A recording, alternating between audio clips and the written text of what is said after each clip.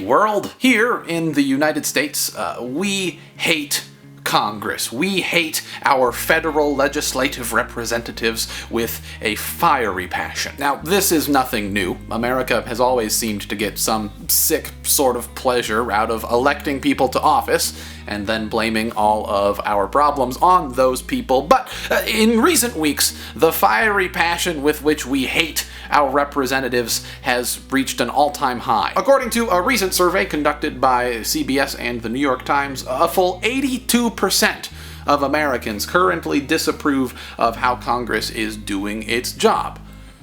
I mean, does that strike anyone else as just a little bit odd? We elect these people. We choose directly who we want to represent us. So I mean, you'd think that after 230 some odd years of this whole democracy thing, we'd have figured out a way to elect representatives we actually kind of like. But we haven't.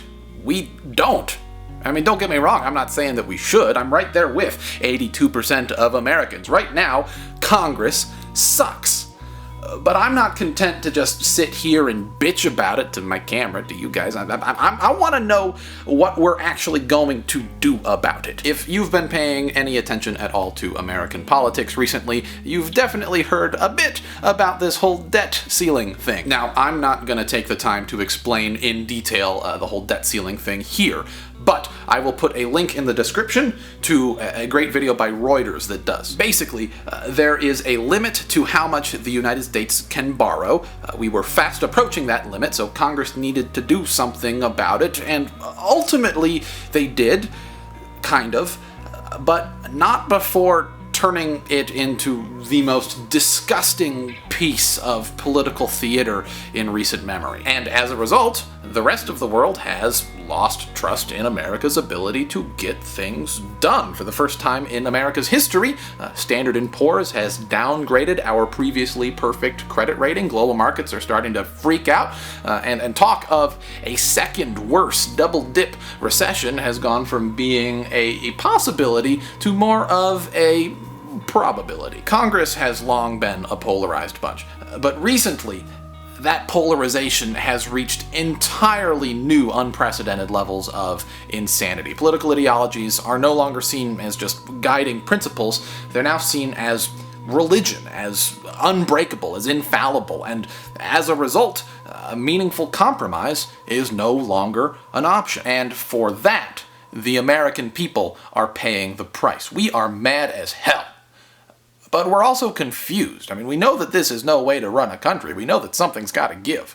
But nobody knows exactly what. I saw an interesting conversation the other day between Keith Olbermann and Al Gore discussing America's unfortunate political climate and what they think can be done about it. I'll put a link to that video below. A good portion of their conversation was spent discussing how we might use digital tools to give our democracy a much-needed kick in the pants. At one point, Olbermann actually asked Gore point blank for practical suggestions as to how we might take our country back. And Gore's response wasn't a bad one per se, but it struck me as a little disappointingly typical. He said we need to use technology to register voters, hold public officials accountable, and drive voters to the polls. Reading between the lines a bit, what I think Gore is trying to say is that with higher voter turnout, we can vote out the Tea Party, have a more productive Congress, and that the internet can help us achieve that goal. I don't disagree with that. I am no fan of the Tea Party, and I do think that Congress would be much more productive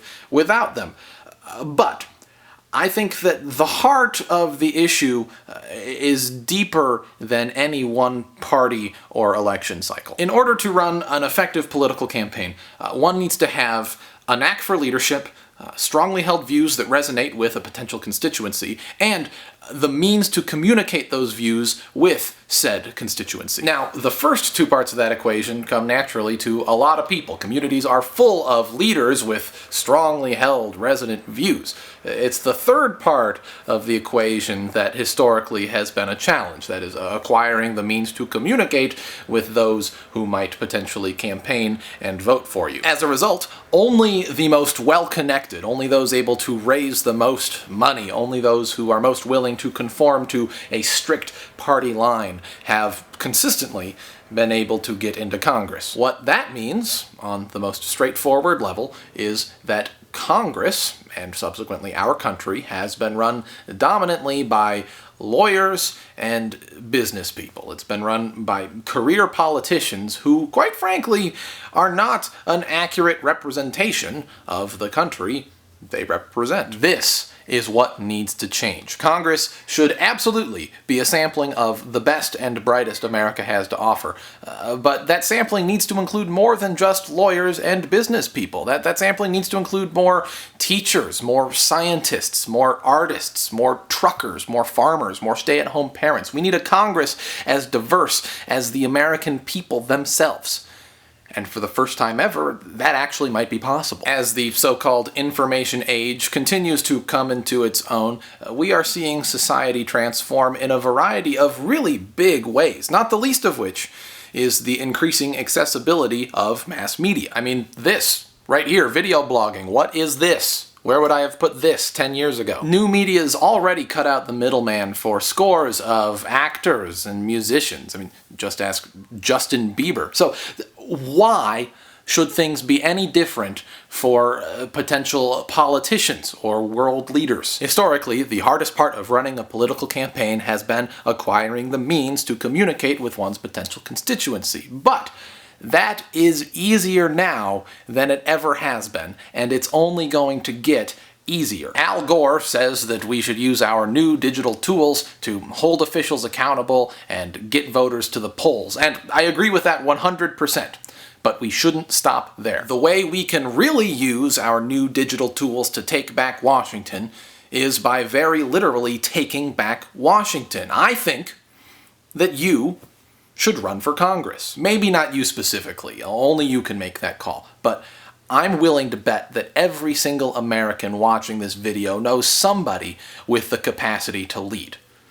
I think you should tell them to run. I think you should send this message their way. And if you've been sent this message, it doesn't matter if you know the first thing about politics. Just be confident, jump in feet first, file the paperwork, and then post a Facebook status, send out a mass email, a mass text, call your friends. Very big things often have very humble beginnings. This is not about any particular political party. It's not even about any specific set of issues. What this is about is fundamentally changing the way we choose to represent ourselves in government. We entered a new millennium 11 years ago. I think it's past time our politics followed suit.